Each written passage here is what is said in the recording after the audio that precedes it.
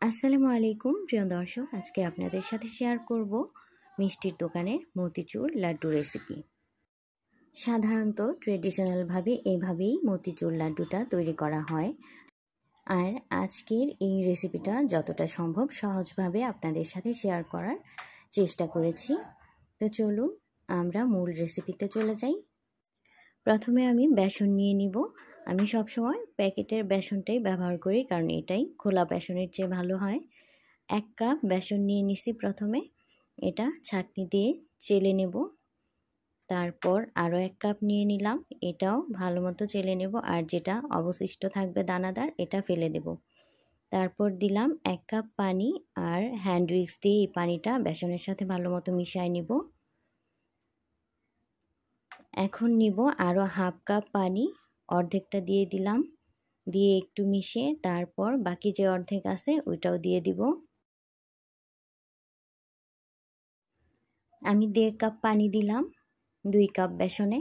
এখন আরও একটু পানি লাগবে, তো আরও হাফ কাপ পানি নিছি, এর থেকে আমি অর্ধেক দিয়ে দিলাম। মোট 1.25 কাপ পানি দিছি আমি 2 কাপ বেসনে। তারপর চুলায় ফ্রাই প্যান বসায় দিছি, আর দিয়ে দিলাম তেলটা একটু বেশি করে দিয়ে নিছি। যেহেতু মিহিদানার কোনো ছাঁকনি আমার কাছে নেই, এই কারণে পোলাও চালের একটা প্যাকেট নিয়ে নিছি, আর এক সাইড ছোট করে কেটে নিছি, একদম ছোট করে।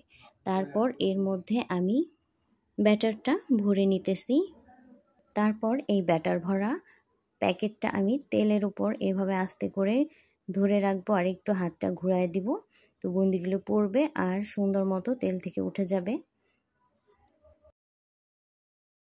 মাশাআল্লাহ, আমি যখন এই কাজটা করতেছিলাম তখন একদম পারফেক্টভাবে হচ্ছিল, আর আমার এতই ভালো লাগছিল, মন চাচ্ছিল শুধু এগুলিই তৈরি করি।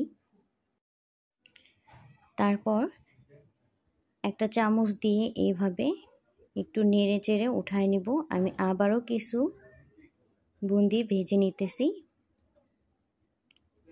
এই কাজটা করতে আসলেই অনেক ভালো লাগে। এই মিহিদানাগুলো আমি হালকা একটু গোল্ডেন করে ভেজে নেব। তারপর এটা ছাঁকনি দিয়ে ছেঁকে একটা প্লেটের উপর উঠায় নেব, আর এইভাবেই সবগুলো মিহিদানা তৈরি করে নেব। সম্পূর্ণ ব্যাটার দিয়ে মিহিদানাগুলো তৈরি করা আমার একদম শেষ, আর মিহিদানাগুলো একদম পারফেক্টভাবে হয়েছে, আপনারা দেখতেই পাচ্ছেন, একদম মতির মতো। এই যে হাত দিয়ে আমি একটু দেখাচ্ছি আপনাদের, মাশাআল্লাহ। এখন লাড্ডুর জন্য ফাইনাল প্রসেসটা বাকি আছে, চলেন শুরু করি। চুলায় ফ্রাই প্যানে আমি 1 কাপ চিনি দিয়ে নিছি, আর দিব হাফ কাপ পানি। 4টা এলাচ ভেজে আমি একটু গুঁড়ো করে নিছি, এটাই দিয়ে দিলাম। দিব সামান্য কয়েক ফোঁটা কেওড়া জল। এখন স্প্যাচুলা দিয়ে ভালো মতো নেড়ে একটা বলক তুলে নেব। আমার হাজব্যান্ড মিষ্টির পরিমাণটা একটু কম খায়, এই কারণে আমি চিনিটা কম ব্যবহার করছি। আপনারা চাইলে চিনিটা আর পানিটা একটু বাড়ায় দিতে পারেন। 2 কাপ চিনির সাথে 1 কাপ পানি দিবেন যারা বেশি চিনি খান। এখানে বলক চলে আসছে পর আমি 2 চিমটি অরেঞ্জ ফুড কালার দিয়ে দিছি। তারপর এই শিরার মধ্যে দিয়ে দিব সামান্য একটু 1 চা চামচের মতো লেবুর রস। এখন চুলাটা অফ করে দিব, আর চুলাটা অফ থাকা অবস্থায় আমি এই মিহিদানাগুলো শিরার মধ্যে দিয়ে দিব। মিহিদানাগুলো দিয়ে আমি স্প্যাচুলা দিয়ে এইভাবে শিরাটা আর মিহিদানাগুলো একসাথে মিশিয়ে নিব, আর এখনই চুলাটা অন করে দেব, আর চুলার আঁচটা থাকবে একদম লো। এই লো তাপে আমি এটা রান্না করব যতক্ষণ এই মিহিদানাগুলো শিরা সোক করে না নেয় ততক্ষণ পর্যন্ত। এখন আমি ঢাকনা দিয়ে ঢেকে রান্না করব কিছুক্ষণ। মাঝে মধ্যে ঢাকনাটা উঠিয়ে স্প্যাচুলা দিয়ে এভাবে একটু নেড়ে দিতে হবে।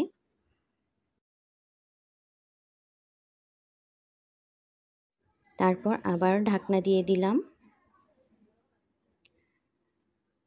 2-3 মিনিট পর আবার ঢাকনাটা উঠিয়ে স্প্যাচুলা দিয়ে নেড়ে নেব। এখন এই মিহিদানাগুলো একদম তৈরি হয়ে গেছে লাড্ডু তৈরির জন্য। চুলাটা অফ করে দিছি, আর এখন নামায় নিব একটা প্লেটের উপর।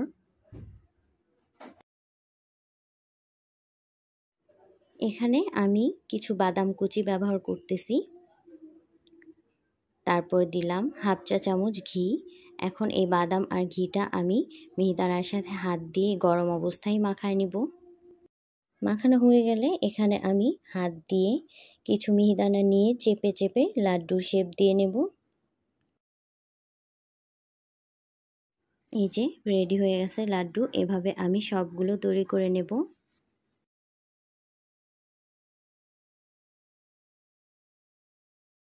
সবগুলো লাড্ডু আমি তৈরি করে নিছি, আর এখান থেকে কিছু খাওয়াও হয়ে গেছে আগেই তৈরি করার সময়।